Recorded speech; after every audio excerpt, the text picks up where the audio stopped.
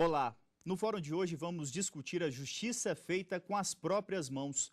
O que justifica os atos que temos acompanhado pela imprensa, onde cidadãos, normalmente pacatos, participam de explosões de violência que levaram à morte de pessoas inocentes. Onde ficaram os conceitos de justiça e cidadania? A crescente violência urbana em todo o país é reflexo das desigualdades sociais e do despreparo dos órgãos de segurança pública? A violência policial contribui para a reação violenta da sociedade? A partir de agora, nossos convidados, o professor da Universidade de Brasília, Vicente Faleiro, sociólogo, e o presidente da OAB de Goiás, Henrique Tiburcio, vão nos ajudar a discutir esse tema. Mas antes da gente começar a nossa conversa, vamos assistir a uma reportagem sobre o assunto preparada pela nossa equipe. Um crime brutal chocou o país. Fabiane Maria de Jesus, de 33 anos, foi linchada por populares em Guarujá, no litoral do estado de São Paulo, depois de ser confundida com uma sequestradora. O caso teria ocorrido por causa de um boato espalhado em uma página de rede social na internet de que havia uma mulher na região que sequestrava crianças para fazer magia negra. Um retrato falado foi divulgado e algumas pessoas atribuíram a imagem a Fabiane. Após as agressões, a mulher chegou a ser internada em estado grave, mas não resistiu aos ferimentos e morreu. Em janeiro deste ano, teve um outro caso em que populares fizeram justiça com as próprias mãos, só que foi na zona sul do Rio de Janeiro. Um adolescente de 15 anos foi espancado e amarrado em um poste. O jovem seria o autor de furtos na região. Um grupo conhecido como justiceiros seria o responsável pela violência. Casos como esses vêm ganhando repercussão, pelo menos é o que afirma este sociólogo. De acordo com ele, violências praticadas por grupos sempre ocorreram, mas há algum tempo vem tendo mais visibilidade. Só neste ano já foram pelo menos 20 casos divulgados. O que tem acontecido é que é uma onda que está vindo no Brasil, um crescimento mais recorrente, e isso está levando as pessoas a ficarem, primeiro, mais preocupadas, mas também tem o outro lado, o outro efeito que é de, olha, já começamos a fazer isso mesmo, então vamos fazer dessa forma. Nas ruas, as explicações a respeito desse tipo de crime são diversas. Hoje não se tem mais amor ao próximo. As pessoas fazem isso porque elas não veem o governo, a polícia agindo, então elas acham que elas têm que agir por elas mesmas. E vamos começar agora a nossa conversa aqui com nossos convidados. Professor, o que justifica? Que tipo de explicação a gente pode ter para essa questão dessa reação violenta da sociedade que a gente tem visto aí com muita frequência? Aliás, o conceito de justiça pelas próprias mãos é contraditório, porque não está fazendo justiça, está se fazendo uma violência, não por intermédio da justiça, mas por intermédio de uma reação pessoal ou grupal. Esse tipo de reação, que alguns chamam de justiceiro, é uma reação que faz parte de uma cultura da ditadura. A ditadura não passava por cima das leis, dos grandes proprietários que contratavam jagunços, e é o que a gente chama de privatização da reação. Ou seja, ao invés de ser publicizada, ela se torna privada. Ou seja, o sujeito usa instrumentos pessoais e é a expressão daquilo que se chama de vendetta, da vingança, que é uma vingança que pode ser um distúrbio, mas também, em geral, é uma revolta contra as condições que aquela pessoa vê na sociedade, incorporando essa cultura da elite brasileira durante muitos séculos, de também não passar pela mediação das instituições. Então, é uma negação ou um descrédito da mediação institucional. E, por outro lado, há uma cultura da vantagem, de levar vantagem, ou seja, de negar o outro, negar a alteridade. Porque quando se faz essa violência, o outro não existe. Passa a ser um obstáculo para eu alcançar meus objetivos. Então, a negação dessa alteridade da convivência social. E, doutor Henrique, isso tem preocupado numa questão nacional, mas também em Goiás, né? Foram 12 casos em 2 meses, em 5 cidades do estado, ou seja, em várias cidades do estado. O que a OAB tem feito para combater essa questão dos justiceiros? Olha, essa questão nos preocupa muito, não é?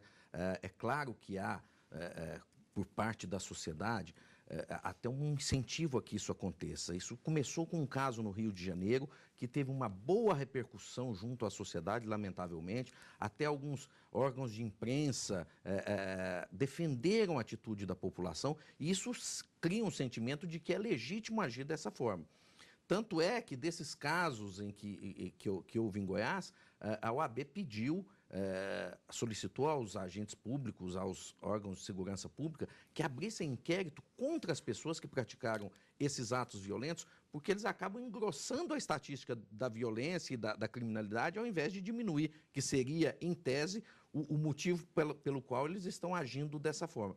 Encontramos resistência junto às autoridades que diziam que aquilo necessitaria de uma representação da vítima, ou seja, o suposto bandido que foi agredido, para que se pudesse abrir uma investigação quanto a isso. Mas nós temos insistido para que isso aconteça, porque é preciso que o poder público dê uma resposta à população que está agindo dessa forma, de que isso também é crime, de que isso também não será tolerado e de que a segurança pública passa também por coibir esses atos. Professor, isso que o doutor Henrique falou realmente é uma visão social dessa questão? A sociedade costuma tolerar esse tipo de reação? Quando não há mediação, a sociedade se torna intolerante, não é tolerante. Não é? A intolerância faz parte de uma cultura de não vivenciar o conflito. Porque toda sociedade tem conflito, não é? E os conflitos são expressão de interesses divergentes e expressão também de histórias sociais, políticas, perseguições. Então, os conflitos são comuns. E o crime é, digamos assim, a realização desse conflito de uma maneira agressiva e de impacto e de dano, não é? De causar dano sobre o outro. Então, quando o conflito não tem mediação, a sociedade passa a usar outros meios para resolvê-lo. E, no caso do poder público, é fundamental que a polícia, que a justiça, e outros locais, como os centros de referência da assistência, os CAPs, sejam lugares onde o conflito possa ter voz. Então, é importante que os insatisfeitos, não é, tenham voz na sociedade para expressar essa visão, não é, da resolução do conflito. Então, nós temos que criar essas instituições e a delegacia é o primeiro local onde o conflito tem que ser ouvido. Não é? No tribunal, o conflito vai ter aí uma querela. Né? Então, o tribunal transforma o conflito em querela e vai dar, digamos assim, razão para um querelante ou para outro querelante. Mas a disputa na sociedade, ela precisa encontrar meios, como o diálogo, como o amigo que faz a mediação, e também não armar a população. Não é? O fato de desarmar é fundamental. O que entra muito na área do doutor Henrique, o que vocês têm feito para levar esse tipo de conflito, né, da sociedade para a esfera legal? Olha, nós recentemente iniciamos um fórum de discussão com a própria sociedade, convocando, inclusive, a sociedade civil organizada no âmbito das associações de bairros, associação de moradores, especialistas da área de segurança pública, para iniciar uma discussão aprofundada, séria, não é, sobre a segurança pública que nós queremos. Não é? E já tivemos um ciclo agora, recentemente, que discutiu exatamente o aspecto da militarização ou a desmilitarização da polícia, se isso é importante, como é a nossa polícia, os atos violentos praticados pela polícia, qual o impacto que eles têm na sociedade. Isso vieram especialistas de todas as partes do país para discutir esses temas, porque passa por isso, não é? Passa pelo o Estado organizar a polícia, mas passa também pelas esferas do governo federal, que é preciso coordenar isso, porque hoje a gente sabe que a violência ela migra de um Estado para outro, a criminalidade, quando há repressão num Estado, imediatamente, por exemplo, o tráfico de drogas vai para um outro Estado, então é preciso haver uma coordenação geral pela União, a vigília das fronteiras para prevenir a entrada de drogas e armas, que também tem impacto profundo na violência no nosso país, e o papel, por exemplo, do próprio município, que também tem um papel importante nisso. Não é? O papel das drogas na violência e essa cultura, que o professor disse, a cultura da violência que está tão arraigada no cidadão, não é? No cidadão brasileiro, que já acha, como eu disse antes, que é legítimo reagir dessa forma. Você tocou num outro tema muito importante, que é a questão da autoridade policial, às vezes aceitar, tolerar o comportamento de alguns grupos, esse comportamento violento, né? Como tem sido feito um trabalho para alertar, né, mesmo as autoridades policiais, de que é necessário investigar esse tipo de situação? Isso nós encontramos realmente uma tendência a que não se investigasse esse tipo de delito por achar que ele até tem uma razão de acontecer, principalmente quando os fatos ainda não eram tão graves. Nós tivemos casos de pessoas amarradas e espancadas, não é? Mas isso configura, do ponto de vista inclusive jurídico, um crime muito mais grave do que aqueles que eles pretendiam combater, porque não se trata de uma lesão corporal meramente, isso pode ser enquadrado, tipificado como um crime de tortura. Você amarrar um indivíduo, ou seja, limitar sua capacidade de defesa e espancá-lo brutalmente, nada mais é do que tortura. Isso é um crime muito grave no nosso ordenamento jurídico. Não é?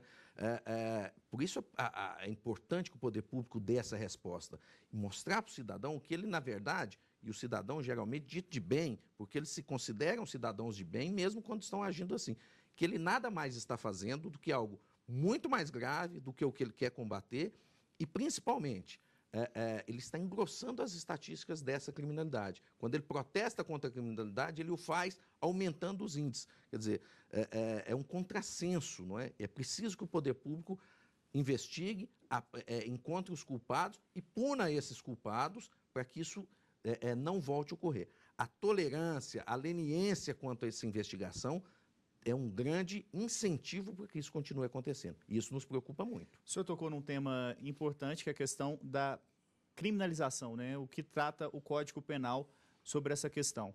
E é um tema muito importante que a gente vai continuar debatendo logo depois do intervalo.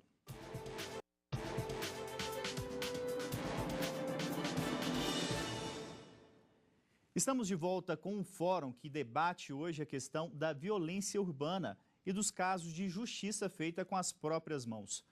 Professor, de que forma é possível a gente dar um passo aí adiante, né, para acabar com esses casos? De que forma é possível trabalhar com a sociedade para evitar esses casos? Bom, a repressão é, digamos assim, a expectativa de uma parte da sociedade. Reprimir, prender, colocar na cadeia. Mas a gente sabe que a penitenciária nem sempre recupera, né, o sujeito que praticou um ato antissocial. Ele, às vezes, se torna até mais antissocial do que quando entrou numa penitenciária. E é preciso reverter essa situação, mas mudar também a educação, ou seja, educar para a convivência. E a educação familiar, não é, do diálogo, da convivência, é fundamental. E a escola tem tido muitas experiências de mediar conflito. Então, quando há briga de adolescentes, é importante que entre eles se aprenda a conviver. Conversar, professor?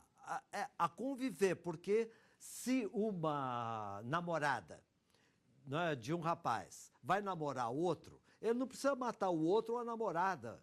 O que a gente tem visto em alguns casos, né? Pois é, então é essa questão que é preciso ser discutida na escola, que é possível perder a namorada, né, e, inclusive, fazer o luto dessa perda e encontrar outra namorada. Porque na sociedade, né, as perdas estão sendo intoleradas. Então, nós temos que ter uma educação para aprender a perder. Porque o jogo capitalista contemporâneo da competitividade é ganhar, ganhar e ganhar. Então, nós temos que conviver socialmente com o diálogo, aprendendo a perder e ganhar. Ou seja, que a vida é um processo social de troca.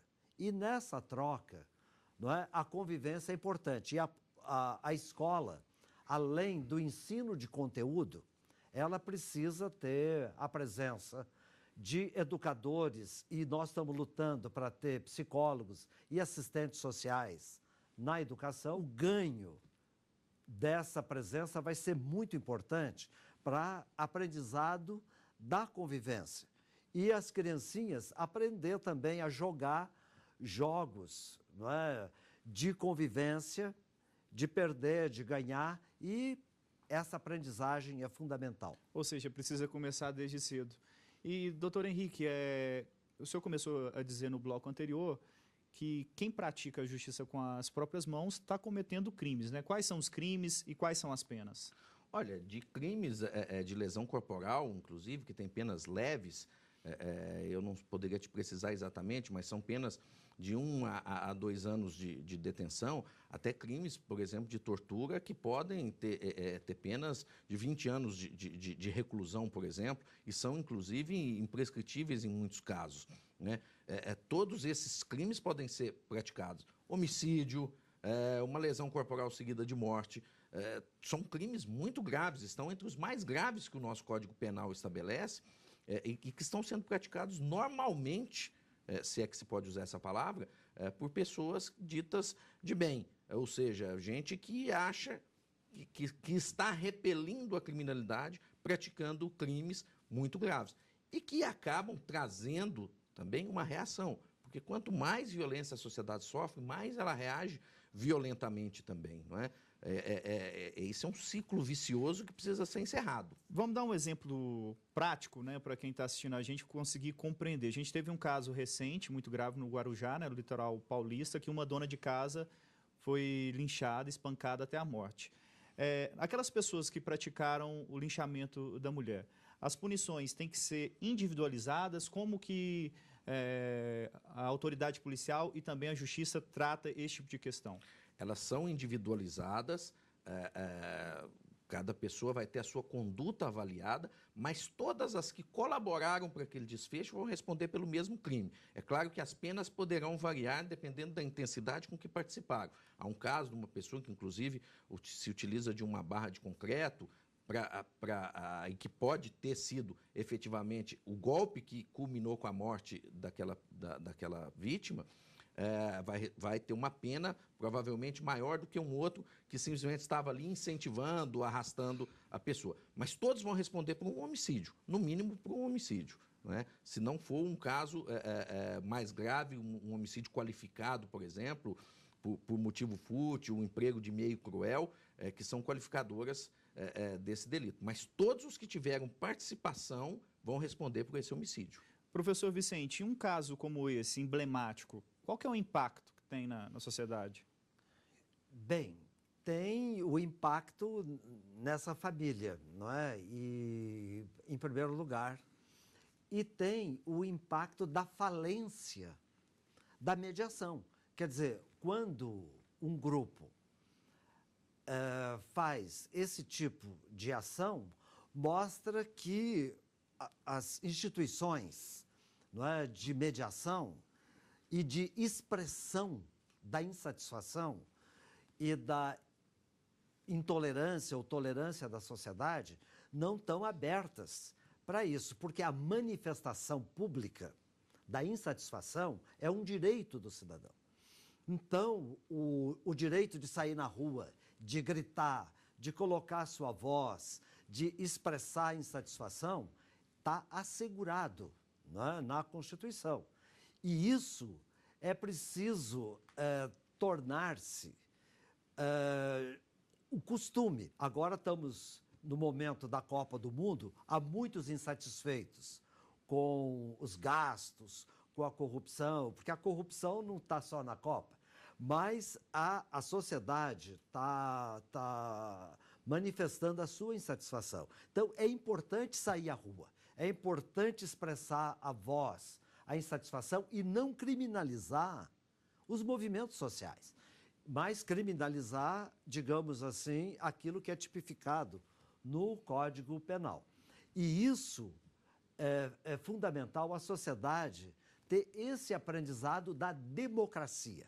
Então, eu acho que a democracia, não é, você pode exercê-la na rua, na discussão, no diálogo, no voto. Então, a pessoa pode descarregar a sua insatisfação, inclusive, no voto. Então, é importante aprender a viver na democracia. E o linchamento é a negação da democracia. Não é? Você está negando a forma de convivência que a sociedade foi construindo. É uma forma de ditadura pessoal, não é? De impor a sua intolerância na sociedade. Ou seja, um retrocesso. Então vamos aproveitar para explicar a forma certa. Se uma comunidade está diante de um flagrante de roubo, de furto ou até mesmo de alguma agressão, de que forma que aquela comunidade deve agir? Olha, a todo cidadão é garantido o direito, não é, de prender alguém em flagrante delito. Então, qualquer cidadão tem esse direito, não é? Não é um dever, é um direito. Ele, claro que se não quiser se envolver, ele pode comunicar o fato às autoridades. Mas se você percebe alguém praticando um crime, você pode prender essa pessoa. Prender significa detê-la até que a autoridade policial chegue ou até que ela seja levada a uma autoridade policial. Ou seja, fazer cessar o crime que ela está praticando. Há uma distância muito grande entre você deter uma pessoa e você pegar essa pessoa, amarrar e espancá-la, por exemplo. Causar lesões ou mesmo levá-la à morte. Então, é preciso que o indivíduo que faz isso, a pessoa que faz esse tipo de detenção ou de prisão, comunique às autoridades policiais. São elas que vão dar início a um processo de persecução penal contra o indivíduo que estaria praticando um crime. Se há algum momento e se há algo que a gente possa tirar de positivo desse fato lamentável de Guarujá, e não há nenhum, mas se a gente pode tirar alguma lição disso, é que pelo menos as pessoas passaram a refletir o quão injusto pode ser um julgamento sumário desse feito pela população.